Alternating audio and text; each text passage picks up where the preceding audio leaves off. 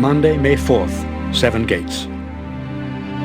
The fallen lords are dead, and the dark has fled the land. Now we return to the difficult task of rebuilding. It will take many years to restore our cities and recover our farmlands, and this time we will remain vigilant. I have chosen to follow the Emperor and his Heron Guard back to Mjolnir. There is nothing left for me in Strand, the place of my birth. I have become fast friends with Nine Skull Crocodile, the man who has healed the many wounds I received during the assault on Tharsis. He is ancient even by Heron standards, and speaking with him has given me some insight into what has happened to our world. There are laws that govern the workings of the universe that have remained immutable for countless eons. According to these laws, the forces of light and dark hold dominion over the world successively, the land belonging in turn to men or to monsters. Each cycle would be presaged by the appearance of a great comet, foretelling the rise of savior or destroyer. Each golden age would give way to one of darkness, when foul things would stir beneath the earth and evil spirits would plague the land.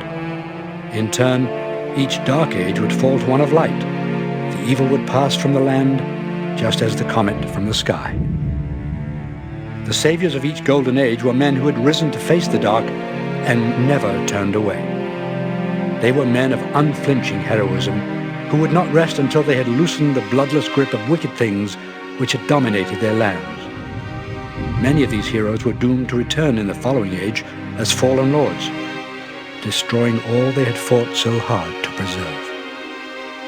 Although the hero of every age of light is different, every dark age is ushered in by the same beast, a transient divinity that seeks only conflict, the Leveler.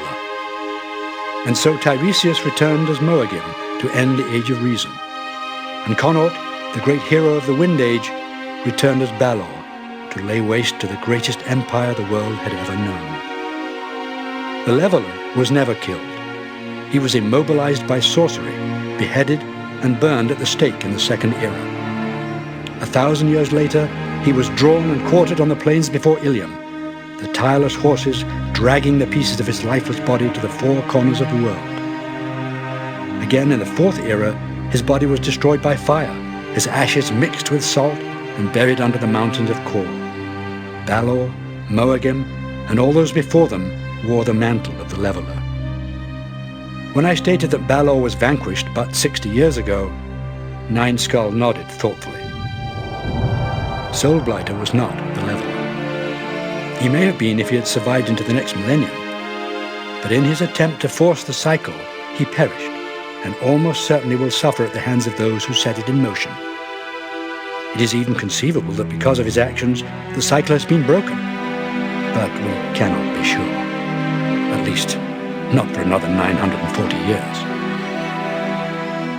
Nine Skull chuckled, saying that with a little luck, he may still be around to see.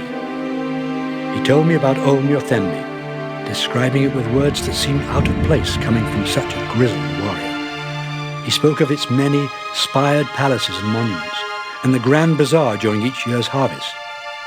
When I told him that I wished I could have seen the city at the height of its power, he said I might see it in my lifetime. Then he told me that next year the Heron Guard will be reinstating the septennial tournament to fill out their ranks. Men of bravery and warriors of renown from every corner of the empire will gather to compete for the honor of joining them. I will be there.